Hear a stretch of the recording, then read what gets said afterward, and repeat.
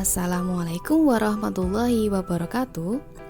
Perkenalkan, nama saya Lina Fuadati dari program studi PPG Prajabatan Bahasa Inggris Universitas Muhammadiyah Surakarta.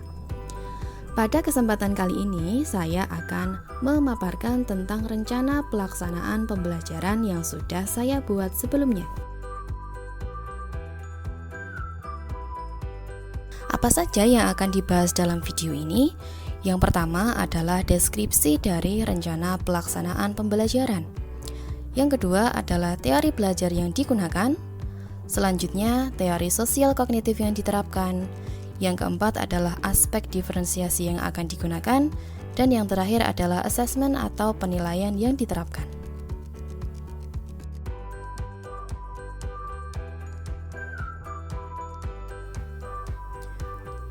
Rencana pelaksanaan pembelajaran akan diterapkan di SMP Negeri 2 Kartasura dalam mata pelajaran yang saya ampu, yaitu mata pelajaran Bahasa Inggris. Kemudian RPP ini digunakan untuk kelas 8 pada semester genap dengan materi Present Continuous Tense. Alokasi waktu yang dibutuhkan adalah 2 kali 40 menit atau 2 jam pelajaran. Dalam pembelajaran kompetensi dasarnya adalah pada poin 3.8, yaitu menerapkan fungsi sosial, struktur teks, dan juga unsur kebahasaan, teks interaksi transaksional, lisan, dan tertulis sesuai dengan penggunaan present continuous tense. Kemudian kompetensi dasar yang kedua adalah poin 4.8, yaitu menyusun teks interaksi transaksional lisan dan tertulis sangat pendek dan sederhana sesuai dengan penggunaan present continuous tense.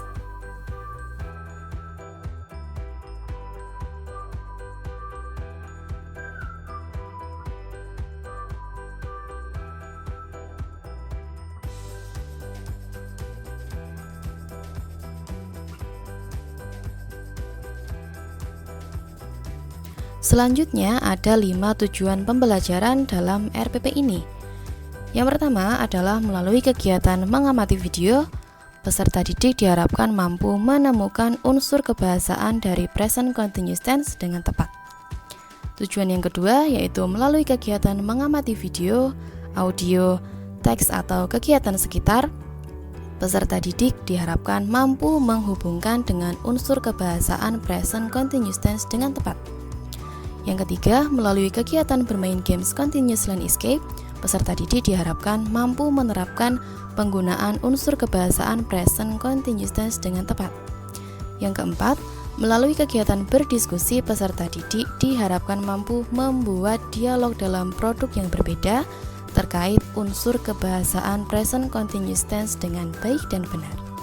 Kemudian tujuan yang terakhir yaitu melalui kegiatan presentasi, peserta didik diharapkan mampu mengkomunikasikan hasil dari diskusi pembuatan dialog dalam produk yang berbeda sesuai dengan unsur kebahasaan present continuous tense dengan benar.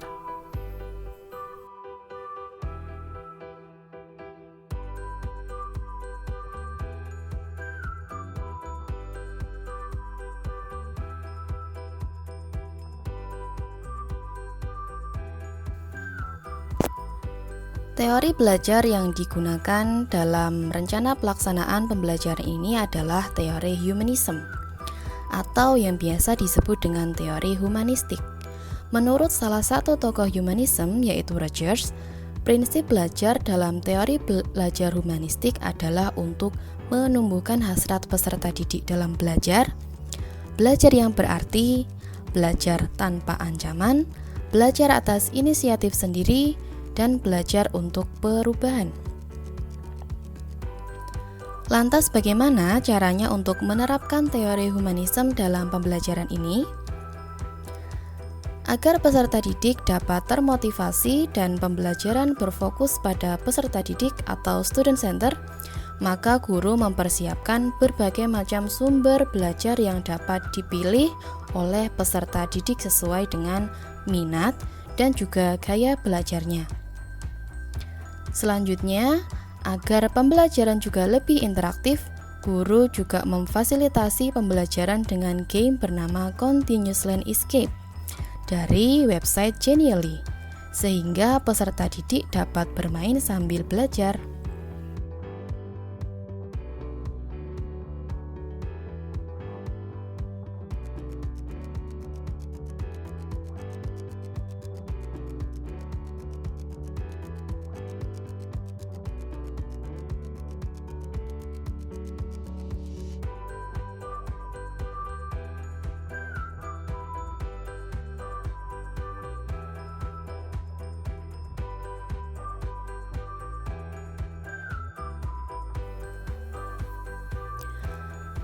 Teori sosial kognitif dari Albert Bandura dalam pembelajaran ini dilakukan dengan cara meminta peserta didik untuk memberikan ide atau pendapatnya terkait dengan materi yang akan dipelajari, yaitu present continuous tense.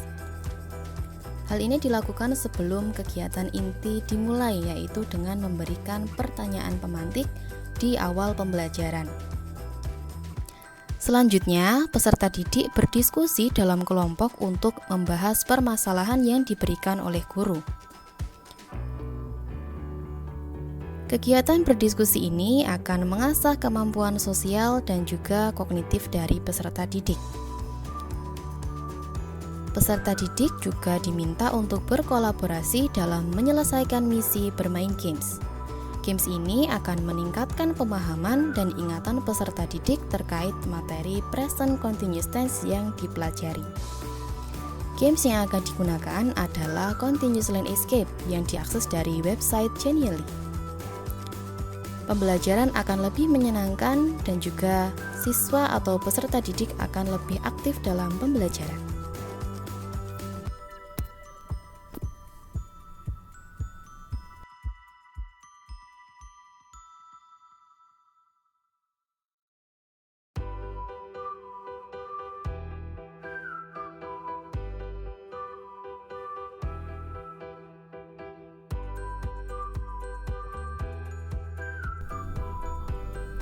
Apa saja aspek diferensiasi yang diterapkan dalam pembelajaran ini?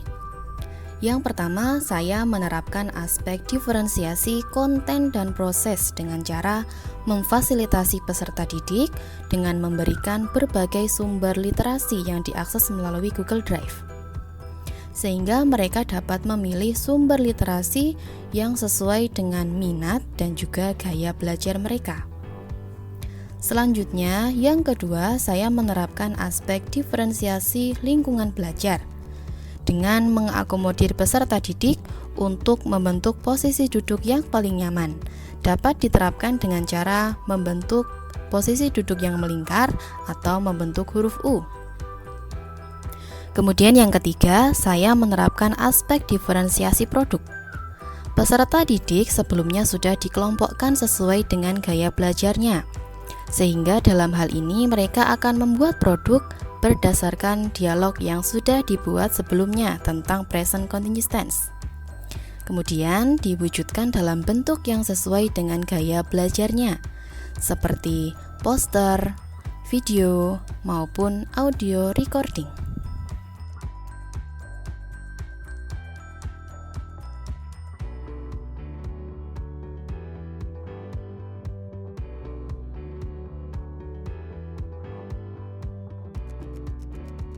Selanjutnya adalah asesmen dan penilaian. Dalam rencana pelaksanaan pembelajaran yang sudah saya buat, saya menggunakan 3 jenis asesmen. Yang pertama adalah asesmen diagnostik non-kognitif yang digunakan untuk melakukan pemetaan belajar peserta didik.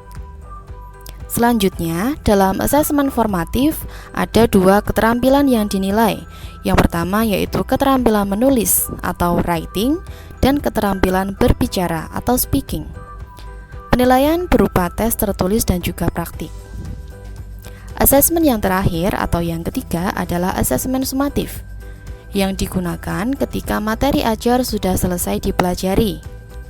Asesmen sumatif berbentuk soal pilihan ganda dan digunakan untuk mengetahui pencapaian pembelajaran peserta didik.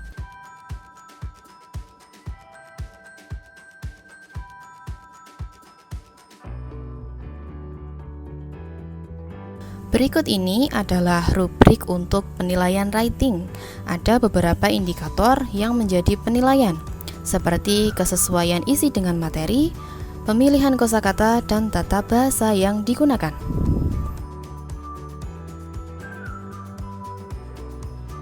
Dan yang terakhir adalah rubrik untuk penilaian speaking. Indikator yang dinilai adalah pelafalan, tata bahasa, dan kosakata.